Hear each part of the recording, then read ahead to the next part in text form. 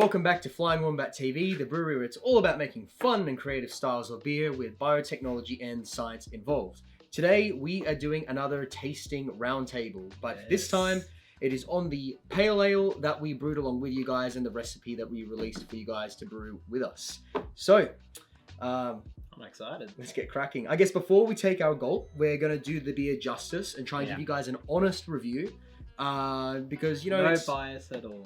You know. Well, we'll attempt to have no bias because we want it to be a better and better beer. We're not going to say that this is perfect, so we'll do our best to be honest. I think we made this recipe for it to be improved upon by you guys as well. So if you end up changing anything, or if you end up brewing this as well, then we kind of want to hear what you think about it. So yeah, for sure. Your opinion matters just as much as ours. Yeah, and if you guys look at the recipe and you go, oh, I reckon you could totally do that to make it better, please let us know. Drop a comment because, you know, that's all about, it's all about chasing the craft, you know? It's about improving what you're doing and trying to make the best beer possible. So, cheers, mate. Well, I get the smell before. Yeah. That's not smelling, mate. Whoops. My shirt was thirsty. So, off the bat, it smells like a beer. It smells like a beer. So it smells. Yeah. Tropical. I can smell. Yeah, I reckon there's a lot of like passion fruit, your classic kind of tropical pale ale flavors. So a lot of passion fruit and fair bit of citrus in there. You know, and then a little bit malty, not super malty, but enough that it's more malty smelling than like a lager, I guess. Yeah. I'm gonna have a sip. Yeah. All right, let's go.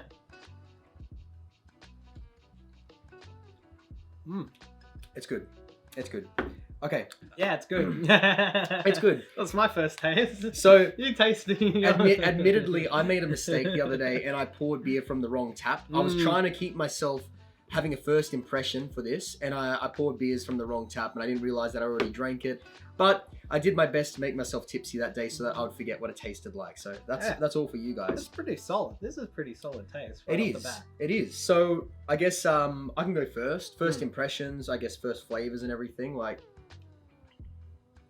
it's it's got good sweetness to it. Like not actual sugary sweetness, but hoppy sweetness, tropical fruit sweetness. So there's a lot of like there's a little bit of, I get a very slight touch of watermelon and I don't know, I want to say like kiwi or something, but it's mostly overpowered by like passion fruit. There's more like passion fruit and mango in there than like kiwi or anything else, but I get a little bit of that kind of watermelon-y, candy-like sweetness coming through kind of really delicately in the back of the tongue. Not like Grifter Serpent's Kiss. Yeah, I know. And I do love Grifter's Serpent's Kiss. It is a great beer. But yeah, no, that one like has proper watermelon flavors coming through. They actually use watermelon puree as well, but this one's just got a really subtle touch of that watermelon-y kind of sweetness going on, I guess. That kind of freshness. Yeah, first off the bat for me, it's not as bitter. It's not intense on the bitter. It's tropical. Yeah. Good, it's like, that's what you want for pale ale, to be a balance between the malts and the hops. Yeah, yeah. It is I reckon that's kind of the key characteristic for me, is it's very balanced with everything. It's like the kind of the sweetness is balanced, the hoppiness is balanced, the bitterness is balanced, like the maltiness is balanced. Like there's not, it's like, it's got that really beautiful golden color going on. But it's, and that's from that 4% of medium crystal malt that went into this thing. But that's the kind of the ratio that I like for something like this, because there's enough sweetness there to balance the beer and give it mouthfeel and body, but it's not like you can taste caramel coming through. No. Yeah. I can't really taste the caramel in it at all. I think what strikes me most is... Yeah, what's the thing that stands out most to you? I think it was going to be... It tastes a bit more fruity than I thought it would be. Yeah. But I don't think that's necessarily bad. I like the taste. No, and it's it's meant to be fruity as well. Like I think the classic Australian pale ale was more lager-like or more like British-like. It was more about really earthy hops, herbal hops sort of things. And this is more that New World Australian style beer, similar to the New World Pilsners in New Zealand. It's way more on the tropical side of things with New World hops like Galaxy and Topaz and Mosaic, all those really fruity, really punchy flavor in hops. And that's what this has got going for it. There's a touch of bitterness. It's more bitter than the lager in, you know, one of the previous brew days. Definitely more bitter than the lager, but not a huge amount, just enough to balance the beer.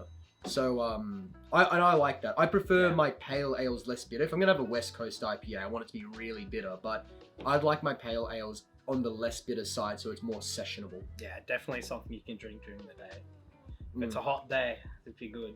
Yeah, that's a good that's a good sessionable. Good barbecue beer sort of thing. It's got that kind of vibe about it, but it's not boring. Like there's enough going on that I wouldn't drink a couple of these and get bored. I could still drink this and enjoy it. You know, after 4, 5, 6. I don't think I would be getting like, all right, I need something more ballsy now. What do you reckon? Dark. Yeah, well, once you go black, you never go back. Once you hit the stouts, you're on stouts for the rest of the night. You can't come back. What from about the stouts, sours, mate? What about sours? Oh, I mean, I'm not seltzers. Yeah, I'm not. Admittedly, I'm not the biggest fan in the world of sours, but there are a couple sours that I really do like, and I've got a lot of respect for people that can brew them because sours they're an entirely different beast. You're working with bacteria and lactose, so it's like, I don't know. If you can brew good sours, you are a very, very good brewer, in my opinion. Anyway, I think When it comes to the mouthfeel, it's okay. So mouthfeel feels balanced. It does feel balanced. It doesn't feel like light or weak or anything. It feels like it's got good heft to it, but it's still got that kind of dry finish, which is good. It has to finish dry to feel moreish, I guess. So like you have a pale ale on like a hot day or with barbecue and stuff. Like you want to have another sip. It needs to be dry. If it was like too sweet or too silky, it'd be more leaning towards Nipah territory. And I don't know, Nipah I wouldn't call the most moreish thing in terms of like mouthfeel. Like that dryness on the tongue is what makes you want to have another gulp. So I think it's dry enough. I don't think I'd want it any drier than this. I think it's good. The dryness to it. Yeah. Because it makes you want to have another sip after you take it. From memory, basically. So from memory, I think we mashed this at 66 degrees, which I think that's a good sweet spot. Yep. So the lower you mash, the lower the mash temperature, the drier your beer is going to be. The higher the mash temperature, the more unfermentable sugars. So the sweeter and the thicker your beer is going to be, the more silky sort of thing. But yeah, 66 degree mash. I feel like that's a really good sweet spot for a pale ale. It makes it, dry enough. Still leaves a little bit of unfermentable sugar in there, so that it's not just like. It's not like, sucking all the moisture out of your mouth. that was perfect sound effect. Like a lager you'd probably want a bit drier than this, I would say. But for a pale ale, I reckon that's the sweet spot. Well, when it comes to clarity as well, it's a bit hazy. It's got a fair bit of haze ale. going on. Yeah. To be honest, so this has now been in the keg for a week. Did we keg this a week ago? Yeah, a week or half or so. Yeah, I can't remember. So thereabouts. So this has been in the keg for about a week or so. Yeah. I actually thought that this one was going to clear up a little bit quicker, but the reason it is so hazy is not because we used wheat or oat or anything like that. We just used barley. But the reason it's so hazy is because this had Whirlpool additions with the hops. So we threw hops in, you see it in the recipe and in the brew day video. We can put a link up there somewhere.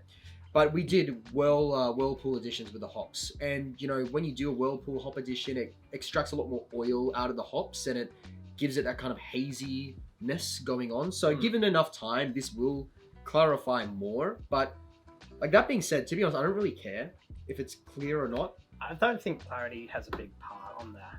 No. I don't know. On me personally, I don't really care much about clarity. If it tastes decent. If it was a lager, I would be annoyed lager. with how cloudy it is. But it's not a lager; it's a pale ale. I don't really a bottom mind. fermenting, easier to clear up. And like honestly, like it is also it's a fruity pale ale. I think with a fruity pale ale, it should be kind of cloudy, not necessarily like Nipah level cloudy, but it should be cloudier. But if it was like your classic, more English style Mexican pale ale or something, where it's got more of those herbal hops and it's kind of a little bit dark, a bit more crystallized. I feel like that should be clearer. But I don't know, that could just be me talking shit, to be honest. We're all just talking shit. We're all talking shit, yeah. We're all talking shit. Would you change anything though regarding that? Or I would. Yeah. So there is one big thing I'd change. This one came out. I have to check but I believe this came out between 5.5 to almost 6%. So it was a very efficient brew day for us. Yeah. I would want this lower. I'd want this probably maxing out at 5%. I don't really want the ABV to be that high because I want it to be a sessionable beer. So that's probably the biggest thing I would change. Yeah. This is probably a half to almost 1 full percent too high for me in terms of ABV. So if this was at 5%, I'd be much happier with it. Yeah. That being said, I'm very happy with it. But and the alcohol is not noticeable, but that's kind of the problem. Is that it's not noticeable, and you would drink a few. You won't be on your feet in a few beers. Yeah. So that's what I'd change. I'd want the ABV to be lower. Yeah. Yeah. Okay. What about you? If tasting it, like, what would you want in this? I don't know. I don't know if the slight bitterness would be good addition to it, or maybe more maltiness to it. You reckon either a touch more bitter, a touch more malty? See, the malty is tricky with a tropical beer because when it gets too malty, then the malts kind of fight against the tropicalness. But I get what you mean, like maybe a little bit more beef. Yeah. A little bit more. I reckon. I agree with the bitterness. I don't necessarily agree with the malt. I reckon the bitterness though, if it was ever so slightly more bitter, and by that I mean like a fraction more. Hops maybe not even like upping the malts, maybe just slightly reducing the hops. Well, so you want so you want more malt profile. For you, it's not beefiness. You just want more of that malt flavor coming in. Yeah. That makes sense. Well, I guess for that, we can review that on the next one. If you guys have ideas, please let us know. But off the top of my head, I would say adding maybe a little bit of biscuit malt into the mash. That would give it a little bit of nuttiness, a little bit of breadiness, that warm, fresh baked bread kind of feel. Maybe something like a little bit of victory malts or something in there. That could be something we'll try on the next one. That'll be down the line. I'm interested. I'm keen for that. I want to drink more beer now. Yeah, that'll be good. Do we want to give them a sneak peek of what we're gonna brew next though? Yeah. All right. So I guess we hinted at it at the start of the video. Once you go black, you never go back. So we've been making a lot of. That's it. That's it. That's all we're saying. All right. You guys tell us what you think we're gonna make next. Yeah. But there's your clue. There's your clue. Finish it off. What's your rating out of wombats? Out of 10 wombats. How many wombats? I'll give it a 9. I'll give it a solid 9. For me, the ABV is what's holding it back. Lower ABV, maxing out at the 5%. I reckon it would be much closer to a 10 for me. But that's my biggest beef with it. Flavor-wise, it's great. Mouthfeel, I think it's great. Hoppiness is great. Bitterness is great. But yeah, ABV, I don't like how high it is. I'll give it 8.5 wombats. Savage. Just one half of the arse. Just the arse of the wombat, not the head. Where are you going to line them up in post-edit? Somewhere. Yeah, there's an arse. They'll be all around. Yeah. You'll become the wombat. I have a wombat face. All right. Will it be the flying wombat or just a regular wombat? I'll leave that up to you. Maybe it's a flying wombat when it hits a 10 for 10. Yeah. Well, cheers, guys. Thanks for sticking around and watching us talk a bit of shit. I mean, I don't know how useful these videos are, these ones here, but it's fun for us to do, so we're going to do them. Yeah. But yeah, look, thanks, if you do brew this beer, please do let us know. Let us know if you find anything that you can improve to make this beer even better. Absolutely let us know. We don't pretend to be experts in our fields. We just really, really love making beer. So if you guys find ways to make things better, tell us. We would be keen to know about it. And if there's any other content you guys want us to shoot, if you've got any questions about the brew day, any questions about these beers or whatever, let us know. Drop a comment down below. As always, like and subscribe. And, brew on. Cheers. Cheers. It's cold. It's cold. I thought you were saying burp was cold. I'm gonna put it on. I reckon it's good.